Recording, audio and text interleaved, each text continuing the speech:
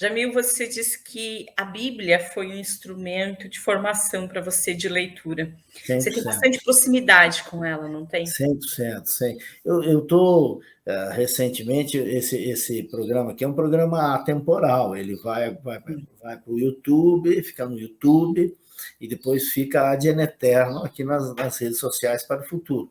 Mas, nesse momento, eu estou fazendo, todas as manhãs, 10, 12 minutos, falando sobre a oração de Jabez, que é uma biografia muito pequena dentro da história do povo judeu, e de um homem que se tornou célebre, muito influente, a ponto de 2.500 anos depois nós estávamos falando dele.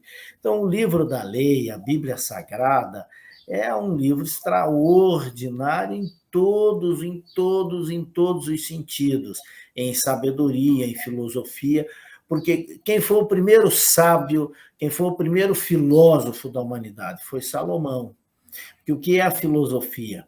Filosofia é amar a sabedoria. E tem um diálogo muito simbólico, que quando Salomão falou com Deus, Deus disse, peça-me o que quiseres. Ele não disse assim, peça algumas coisas que eu vou ver se vai dar para te atender. Ele disse, peça-me o que quiseres. E Salomão pediu sabedoria. Quer alguém que ame mais a sabedoria do que isso? Então, ele foi o primeiro amante da sabedoria, o primeiro homem que amou com profundidade, filhos, que quer dizer amor profundo, né? O amor nas entranhas mais fortes, diferente do amor eros ou do amor ágape. O amor filia é o amor que vem da alma. Então, o amor eros é o que vem do corpo, e o amor ágape é o que vem da fraternidade. Então, ele amou do fundo do seu ser a sabedoria. E esparramou isso e permeou isso por toda a Bíblia Sagrada. Então, o homem, o apóstolo Paulo, que nós chamamos de apóstolo Paulo e deixamos ele restrito na religião, mas foi um dos maiores oradores de todos os tempos. Ele foi um orador muito maior que Cícero, muito maior que Califas. Por quê? Porque se construiu a história do orador Cícero e se construiu a história do pregador Paulo. Mas ele foi o homem que diz, foi dele a fala que norteia toda a oratória planetária, que ele diz, para sábios fale como sábio, para pobres fale como pobre, para poderosos fale como poderosos, para incultos fale como inculto. Ou seja, conheça o seu auditório, saiba para quem você está falando. Isso é uma instrução paulínea. Ele estruturou, organizou o maior sistema de construção moral e ética do planeta, que é a estrutura do cristianismo. Porque não foi Jesus quem fundou o cristianismo. Ele delegou, isso sim, quando ele disse a Pedro sobre você construirei a minha igreja. Ele realmente fez um processo de delegação. Mas quem estruturou o cristianismo foram aqueles homens iniciais e depois Paulo, que sistematizou com as suas 14 cartas e ainda inspirou o escritor, o autor Lucas, que era um médico, era um cientista e que criou uma linguagem para a civilização política da época, que era a civilização romana, porque Lucas era romano. Então, a Bíblia, quando você olha a Bíblia com um olhar assim, fora da religião, você vê com muito mais paixão e profundidade. E quando se consegue mergulhar dentro dela, desfrutar do benefício da fé, que é uma coisa maravilhosa, ter a fé, porque a fé é a maravilha da certeza.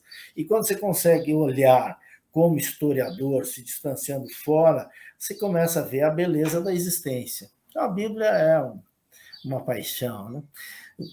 Não é histórica, mas tem muito de história, não é científico, mas tem muito de ciência, não é provável, mas não é impossível. Que curioso. Então, na verdade, tudo começou lá, né? Começou com a leitura da Bíblia. A Gislaine acaba de dizer que ela concorda plenamente com isso. Ela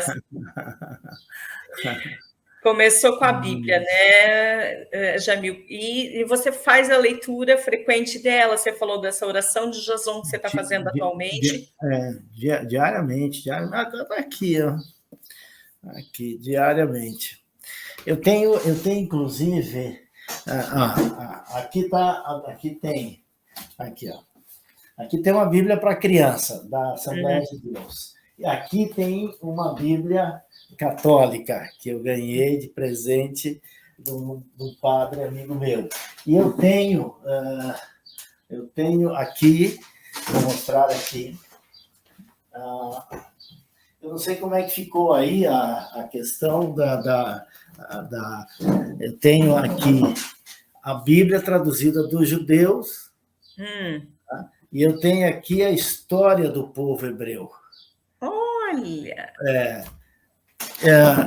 Depois a Gislaine vai sofrer aí para colocar esse meu movimento não combinado aqui. Ela depois vai ter que colocar tarja, essas coisas todas. Não teve problema, não. Você movimentou tranquilamente.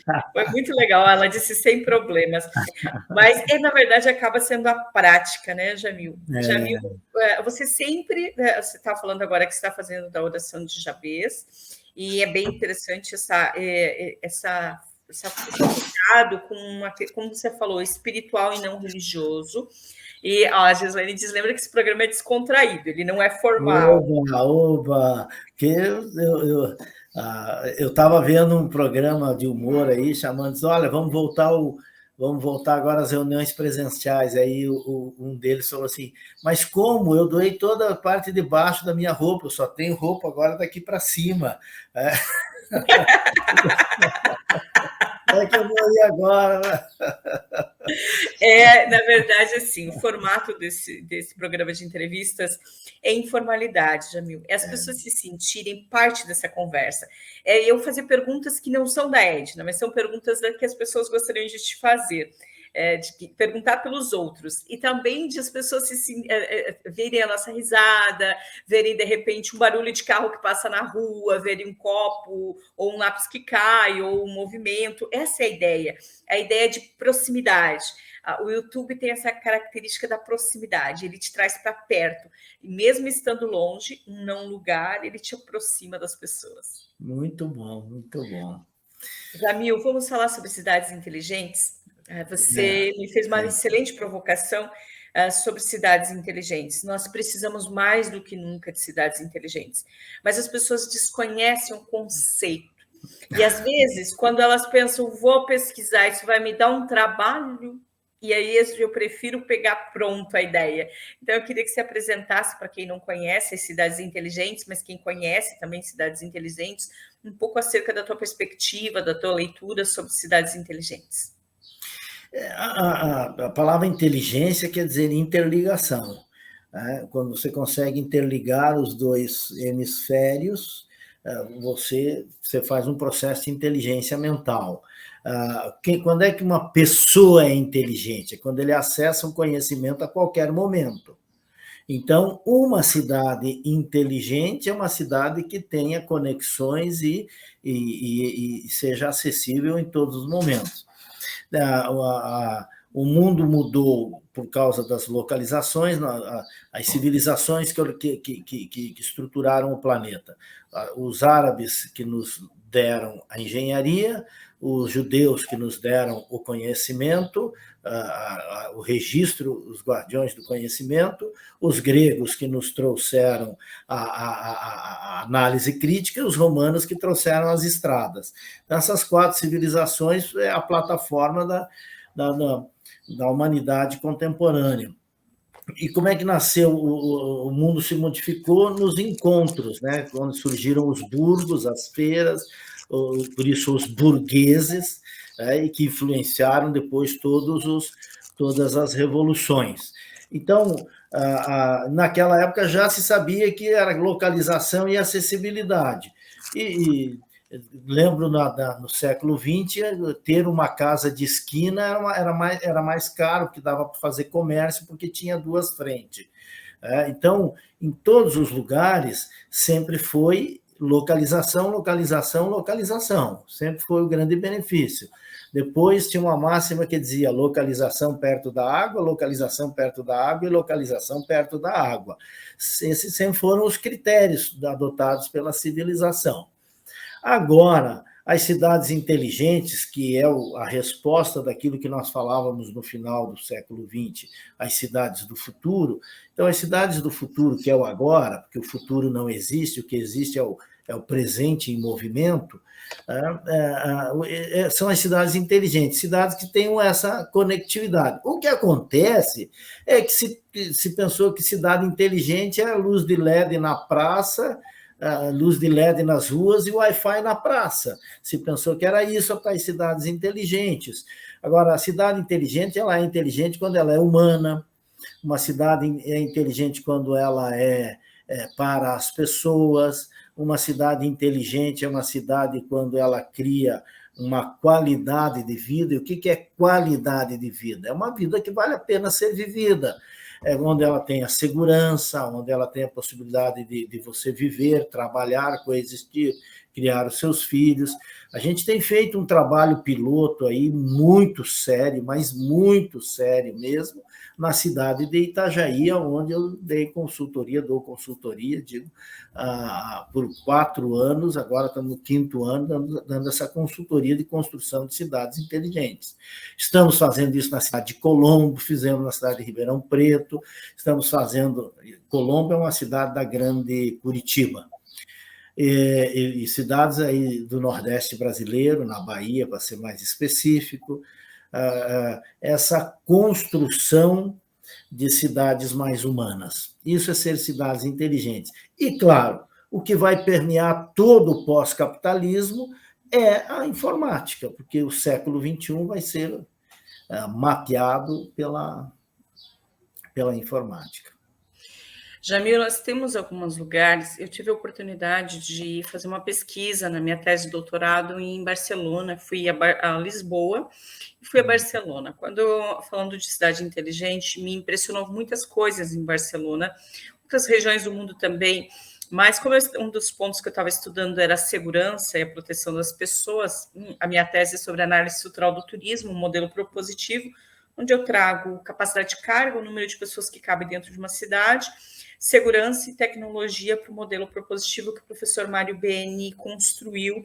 Depois de ter estudado 6 outros modelos mundiais, eu percebi que o modelo brasileiro era um modelo mais próprio para o mundo de usar. E aí, quando a gente estava estudando as cidades, na escolha das cidades para visitar, foi Barcelona. Eu fiz uma pesquisa de campo, de imersão na comunidade de Barcelona, falando um pouco de catalão, eu falo mais espanhol, mas estive no meio da comunidade. Não entrevistei turistas, eu entrevistei a comunidade, fui a mercados, fui na Rambla, em vários lugares. E a época, como tratava sobre segurança e proteção, eu fui ver como foi o atentado de 1º de outubro, e tive lá um ano depois desse atentado, 2 anos depois, quando os presos políticos tinham sido presos, estavam na rua. Então, tive a oportunidade de estar na rua dentro de um movimento muito forte da população agredindo os policiais, a polícia da Catalunha, e para mim foi forte, Jamil, de ver aquela situação, mas aí eu vi uma coisa de cidade inteligente. Você não vê polícia na rua em Barcelona, mas a qualquer episódio o policial está na tua frente. O sistema de tecnologia da cidade inteligente de Barcelona, ele foi muito efetivo e continua sendo, como muitos outros lugares, a gente vê isso em Israel, vê isso nos Estados Unidos, vê nessas outras coisas, discutindo com o rabino Peter Taylor, com quem eu trabalho, que é um rabino americano que trabalha sobre segurança em monumentos e atentado terrorista. A gente começou a estudar uma outra dinâmica, que é a segurança sanitária, que a gente não estudava até então, e que as cidades inteligentes vão precisar se preocupar com a segurança sanitária. Eu fiz essa vivência em Barcelona na época do overturismo, que era excesso de pessoas, e durante a pandemia, essa cidade inteligente de Barcelona, ela passou a não ter turistas e começou a ter uma dinâmica diferente. Então, no turismo, na atividade turística, as cidades inteligentes são muito importantes. São muito importantes porque o turista, quando ele escolhe um destino em detrimento de outro, ele estuda esses elementos a mais de proteção, de segurança, de infraestrutura, infraestrutura, e a infraestrutura na cidade inteligente, ela é fundamental. Fale um pouco a respeito, até porque você, além de trabalhar com cidades inteligentes, tem essa formação na área da arquitetura, do urbanismo. Passe um pouco por esse caminho, para que as pessoas que estão nos vendo entendam um pouco mais. O meu olhar sempre vai ser urbano e pessoal. O olhar tecnológico, a gente tem aquela superficialidade. Agora, quando entra na estrutura e nas pessoas, a gente tem uma consistência um pouco maior. E é assim que funciona toda a vida, né? Você tem que ter pessoas que te ajudem a fazer isso. Uma cidade inteligente, ela tem que ser acessível. Então, este projeto de diminuir 50% dos carros até 2050 de todas as cidades, para evitar as fadigas urbanas, porque a fadiga urbana é você sair e não conseguir andar, que é muito comum, mas muito comum em cidades aí acima de 100 mil habitantes, você já ter fadigas de tráfego. Então, é um projeto que precisa ser muito pensado e de longo prazo, e também essa questão humana, que é você estruturar a liderança para que possam sustentar esta modificação civilizatória que está surgindo para o século XXI. Então, é importante pensar nesses dois pilares, porque a tecnologia já está posta, já está definida. Assim como no século XX definiu-se com os carros, definiu-se agora com a tecnologia.